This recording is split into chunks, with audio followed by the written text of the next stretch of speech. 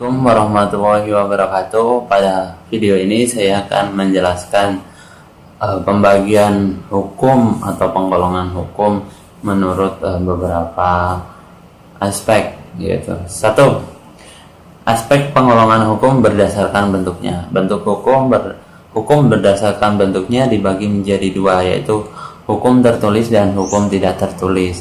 Hukum tertulis adalah hukum yang ada di undang-undang. Jadi hukum itu tertulis dalam sebuah undang-undang. Sedangkan hukum tidak tertulis adalah hukum yang berlaku tapi tidak ada di undang-undang. Misalkan hukum adat, hukum kebiasaan itu tidak ada tapi berlaku dalam masyarakat. Beberapa daerah suku di Indonesia itu masih memberlakukan hukum tersebut. Kedua, hukum berdasarkan isinya. Hukum berdasarkan isinya dibagi menjadi dua juga, yaitu hukum privat dan hukum publik. Hukum privat adalah hukum yang mengatur antara perorangan dengan perorangan,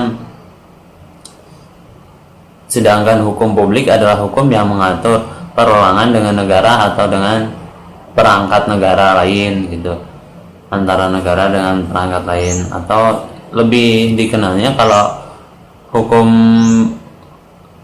publik itu adalah hukum pidana, gitu.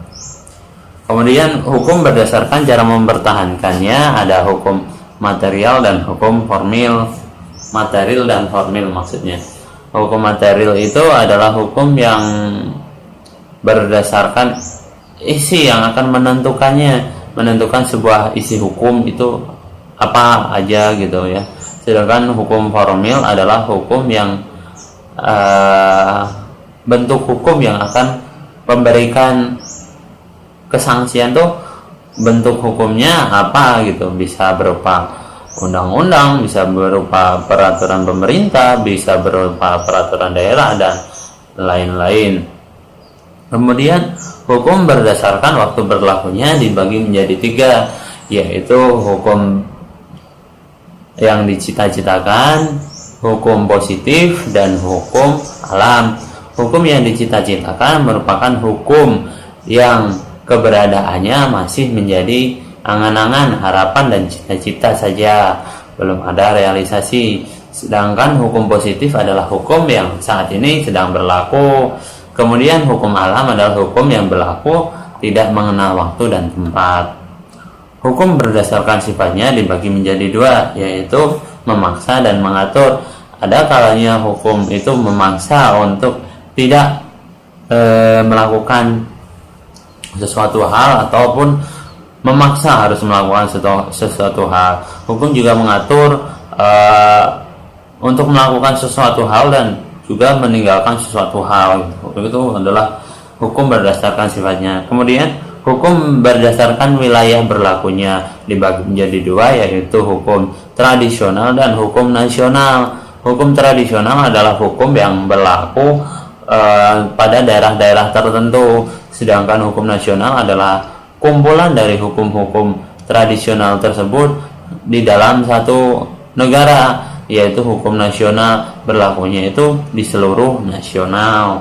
Tuh, ada kalanya kan hukum nasional itu tidak bisa masuk ke dalam suku tertentu.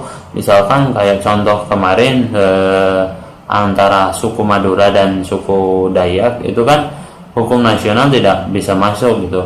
Penyelesaiannya menggunakan hukum tradisional atau hukum adat, gitu.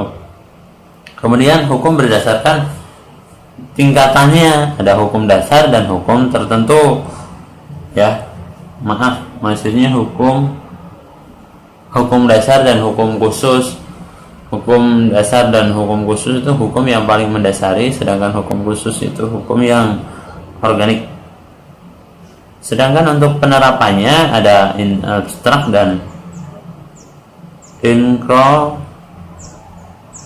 inkrosito, ya. Demikian penggolongan hukum menurut berdasarkan beberapa hal.